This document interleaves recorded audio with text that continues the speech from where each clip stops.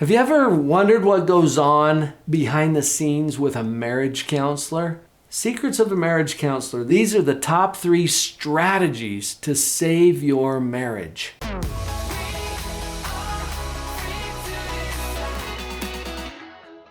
Hi, I'm Dr. Paul Jenkins, a clinical psychologist, and I'm going to shoot straight with you about the top 3 things that you can do right now to save your marriage. These 3 strategies are based in solid psychological principles and relationship dynamics. Over 30 years of clinical experience, these things have remained true everywhere that I've seen them or observed them. Most couples who come to my office are desperately looking for some way to change their spouse.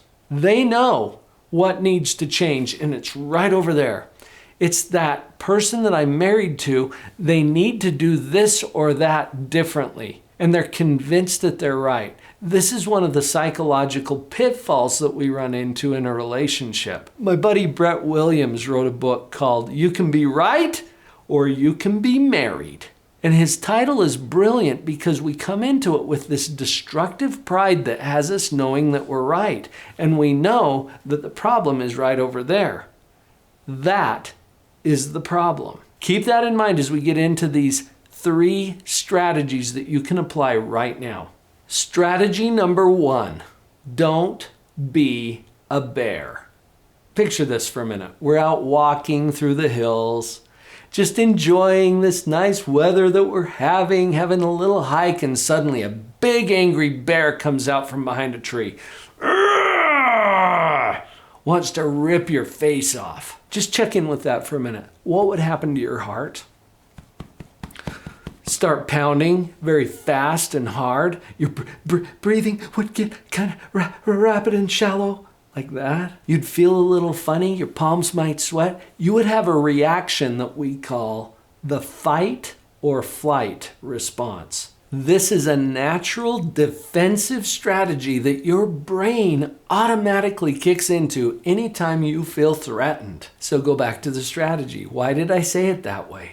Don't be a bear. That has everything to do with the way you show up. And I have heard so many people who have a legitimate concern about what's going on in the marriage, who approach it with their eyebrows furrowed and with this look on their face that they're being a bear. They're approaching it in a way that is triggering a natural defensive response in their spouse. And then they wonder, why is that person getting so defensive? And they wonder, why are they reacting to me the way that they are? Well, check your eyebrows, check your tone of voice, check your body posture and the body language that you're sending. Take a look at the words you're using. Are you being a bear? Could you possibly be perceived as a threat right now? There's a reason why this is the number 1 strategy for saving your marriage. Hey, before I share the next 2 strategies with you,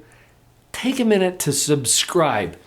This is important because we're not going to cover it all in one video. Heads up, this channel is the free version of what some people pay a lot of money to get. So subscribe right now to stay connected. Strategy number 2, don't see a bear. Wait, what? Yeah, don't see a bear. How many times are you reacting in defensive ways because you think that your spouse is a threat? Are you married to a bear?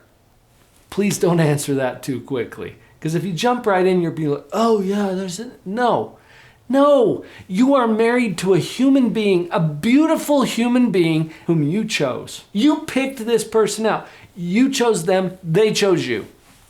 Is this true? I know, and there's stories that kick into our head. Well, if I knew then what I know now. You didn't. You knew what you knew then, and you made a good choice. So let's go back to that. There are good reasons why you got together in the first place. This is a human being who has real feelings, who has a history. This is not a bear. But there's a little part of your brain that doesn't know the difference. If they look like a bear, if they're acting like a bear, there's a little part of your brain that's going to kick in and see a bear and react accordingly. This is powerful, you guys. If you can track your own emotional responses well enough to see, hey, I'm seeing a bear here in a person that I love. Let's get back to the person that you love. This is not a threat. This is someone that you want to see as a loving human being, and you get to choose that. How you see them is up to you. Now, how they act is up to them. But even if they're acting like a bear, try to see through that and see the person that you love. That will make all the difference. One of the things that I've seen clinically is that there's a division. It's like me against you. It's like us against them. That there are different sides. Choose up sides. Pick sides. In my mind, there is only one side. And that side is in support of this couple, this family. And I have a bias toward that. I don't get to choose whether people are going to stay together or not. But I have a strong bias toward that. And so in my mind, there is only one side. Nobody is going to come to me for marriage coaching or counseling and experience that I'm going to pick sides, because there is only one side. Let's see if we can see it that way. Strategy number 2, don't see a bear. Strategy number 3, and this is probably the hardest one, but it's also one of the more effective ones. It's really important to don't be a bear and don't see a bear. You can see why that's important. Here's the third strategy.